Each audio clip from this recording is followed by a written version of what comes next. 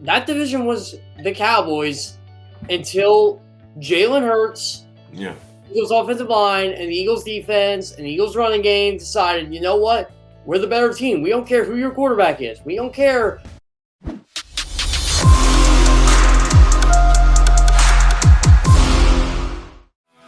Good morning, NFC East. Eagles 6-0. Giants 5-1. The Dallas Cowboys 4-2. But Tone to Shields, I think we got to start off today's show. We're talking about the game of the night. No, not Chiefs Bills. I mean, we can talk about that if we want, but this is an NFC East show. My name is Jeff Kerr from CBS Sports. I'm tired. You're tired, Tone. We didn't get home until 3 a.m. last night, but we got to talk about this Eagles win over the Cowboys. It was a pretty good football game. Oh yeah, most definitely, man. It started off really interesting because they came out with five straight passes, and that threw me off for a bit. I thought they were going to try to, start the game imposing their will on the line of scrimmage, but man, things really started to come together in that second quarter, like always, putting up points. And Jalen Hurts, I think he did a very serviceable job. He didn't turn the ball over. He moved the chains, 2 touchdowns, completed 60% of his passes. What more can you ask for?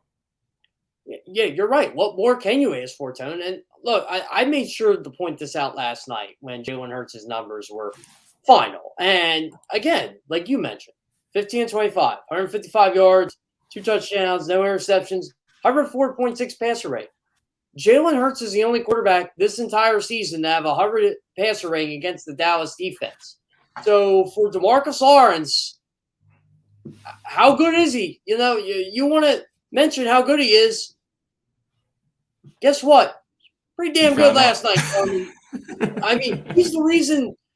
I mean, really, he's the reason the Eagles won that football game. Him and the 3 turnovers. But Jalen Hurts, the Eagles do not beat the Dallas Cowboys if it wasn't for Jalen Hurts last night. Yeah, and you bring up a good point about the turnovers as well. Chauncey Gardner-Johnson with 2 interceptions. Darius Slay with an interception. They put pressure on Cooper Rush. Cooper Rush didn't get sacked, but he got moved around a lot. He got hit a lot, and he threw a couple ducks in the air, and we took him home. So, man, just a good game. The type of game they needed to get that Dallas monkey off their back. You know what I mean? That team has been carrying them, or I guess dragging them, for a while, and now they beat them. So now you have to stack these wins. Next time you got to face them on Christmas Eve, and you got to take care of business and deliver cold. No gifts. I'm glad you mentioned the monkey off their back because Dallas did win the last 7 of 9 matchups against the Eagles. And Yeah. Eagles fans don't want to hear that, but Dallas ran this division until last night. That division was the Cowboys until Jalen Hurts, Yeah. Eagles offensive line, and the Eagles defense and the Eagles running game decided, you know what? We're the better team. We don't care who your quarterback is. We don't care. Bring us your Cooper Rush excuses. That's fine. Eagles lost Lane Johnson. And I thought the statement of the game, Tone, was when Dallas cut it to 20-17. Mm-hmm. It could have been mass packed. The link was quiet. You could hear a pin drop. Philadelphia was probably quiet for the first time all weekend. But there comes Jalen Hurts. Methodical. Rushed for 2 first downs. 3 of 3. 30 yards on the last drive. 22-yard play to A.J. Brown. The 7-yard touchdown to Devonta Smith right after. That was a backbreaker, Tone. That 13-play drive is what championship teams do. What the Eagles did last night. You can say it was an ugly win. You could say, well, the Eagles went back into it. Yes, you can. You can. But championship teams find ways to win football games. The Eagles did. Bottom line. Yeah. Think about the Arizona Cardinals drive. When they knew they needed points, they drove down the field. They killed the clock. And sure, they would have loved to walk away with a touchdown. And Jalen Hurts talked about that, them leaving food on the table. So, you know what he does this week against Dallas? He drives down the field again. Really big drive. and he gets the touchdown.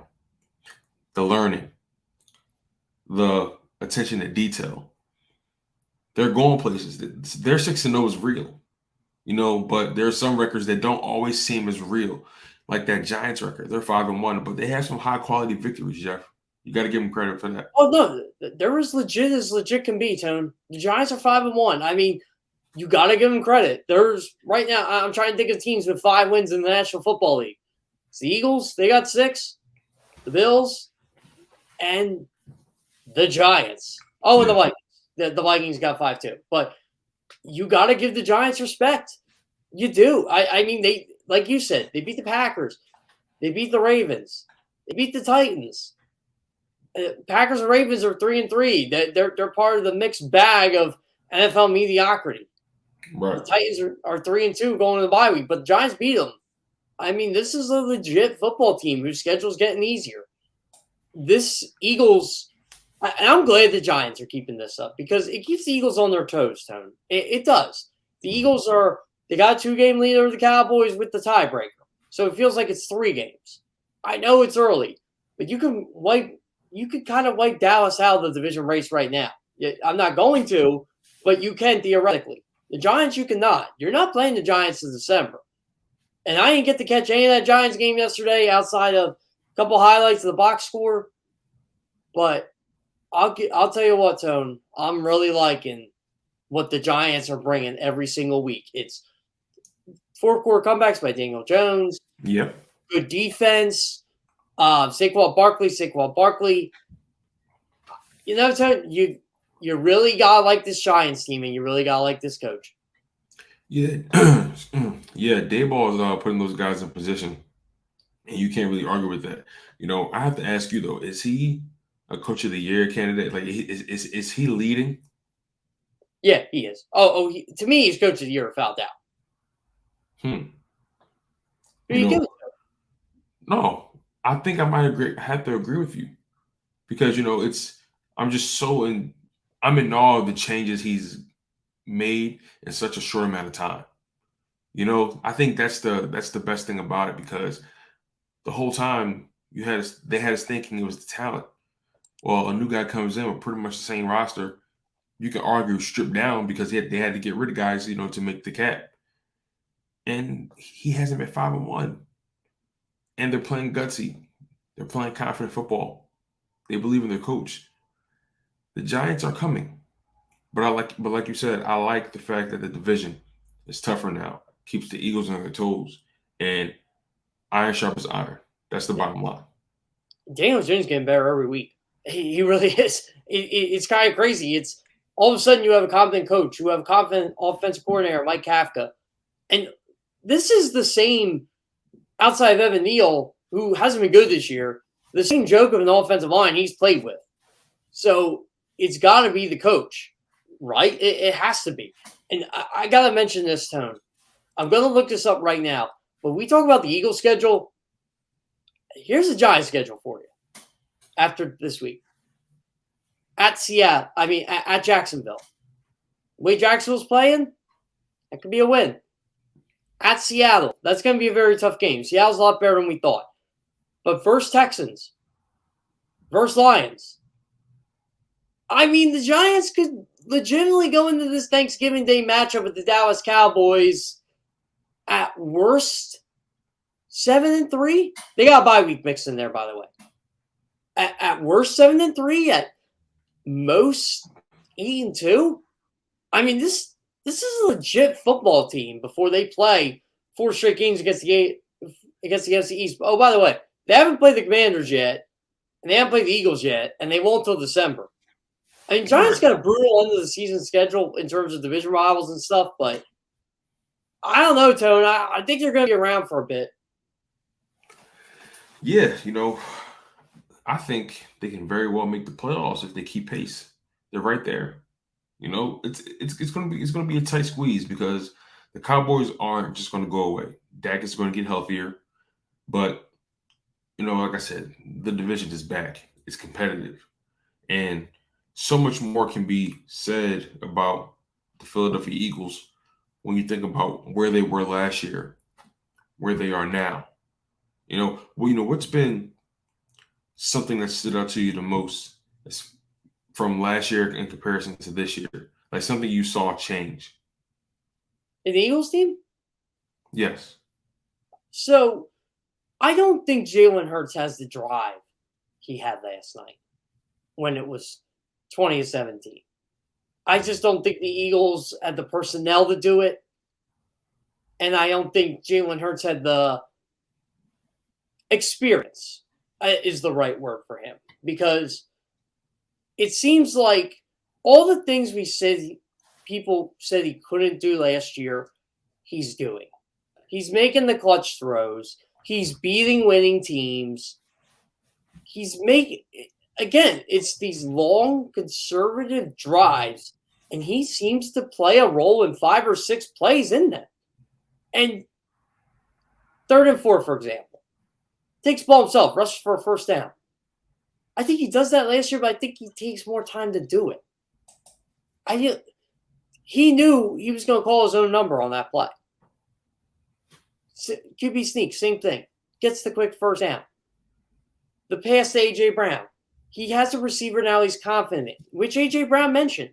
There's still a lot left for these two to accomplish, Tone. And I want to ask you, because it's always fun to ask someone else's opinion on this. I still don't think Dallas wins that game last night with Dak Prescott at quarterback.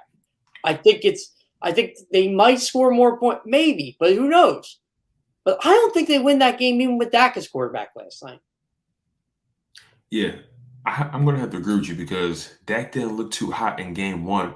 Now, look, everyone's entitled to a bad start, and they can always flip the script in a given week. But I just don't think the Cowboys were able to match the Philadelphia Eagles stride for stride. And that's when it came down to. Both teams had some defensive stops. Obviously, the Eagles more so than the Cowboys, but I don't think that changes much because I just feel like this Eagles team is so good. They've made so many vast improvements. And, I just think they're better. I just think they're better. And the coaching, I believe, is a little bit better as well. Like Mike McCarthy, let me ask you about that, man. He had a very interesting way of approaching a play that he didn't challenge. I think it was when CeeDee Lamb tried to cross the boundary for the first down, right? Where he got the first down, he actually did get the first down, and they Yeah. ruled he did it. Mike McCarthy, why didn't you challenge that? Like, why don't you think he challenged that, Jeff?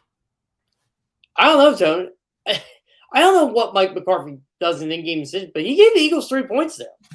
And, that's big in the grand scheme of things because you give the Eagles 3 points because you didn't convert the 4th down. Now, in a 26-17 game, it could have been 23-17.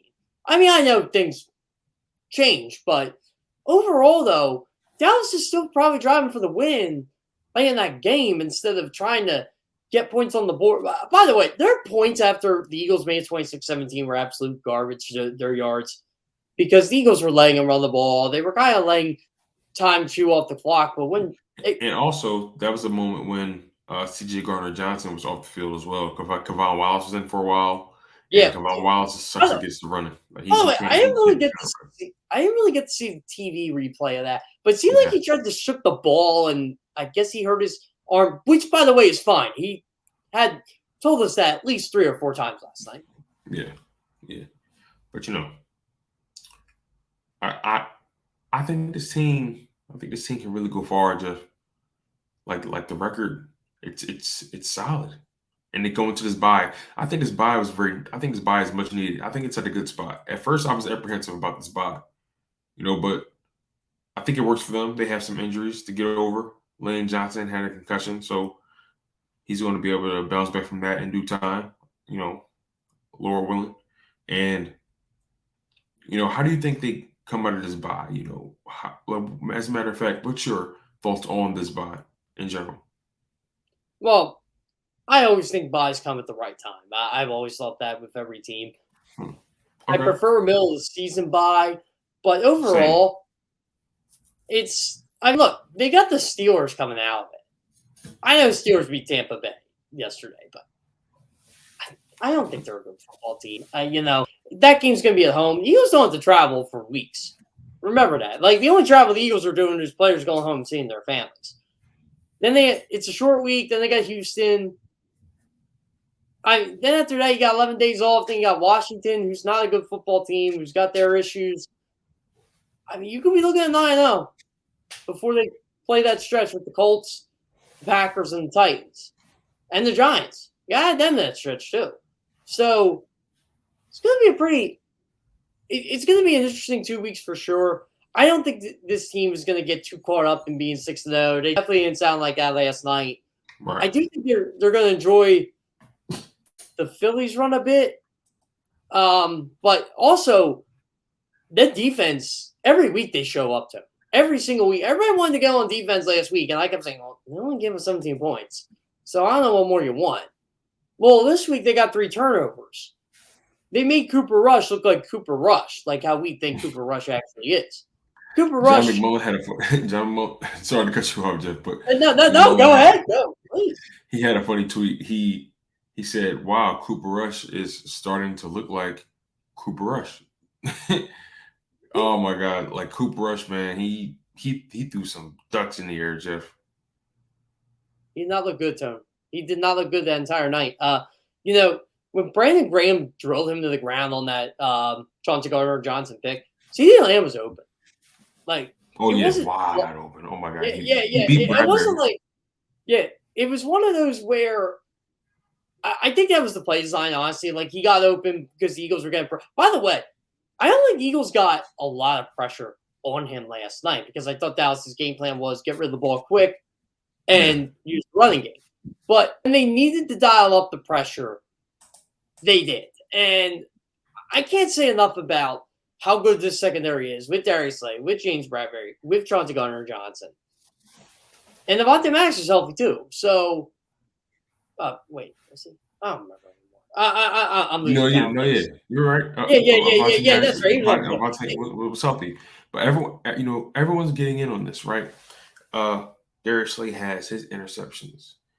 James Bradbury has his interceptions at pick 6. Chauncey Gardner-Johnson has his interceptions. And Devontae Maddox has his. Only person that's not in on the party yet is Marcus Epps, and I think that's coming too because he's getting better and better every single week. This secondary is extremely formidable, extremely. But we got our guy Mike Gill, behind the scenes, my man, and I'm looking forward to seeing or hearing what he has to say about this game because, man, 6-0 looks really good in the column.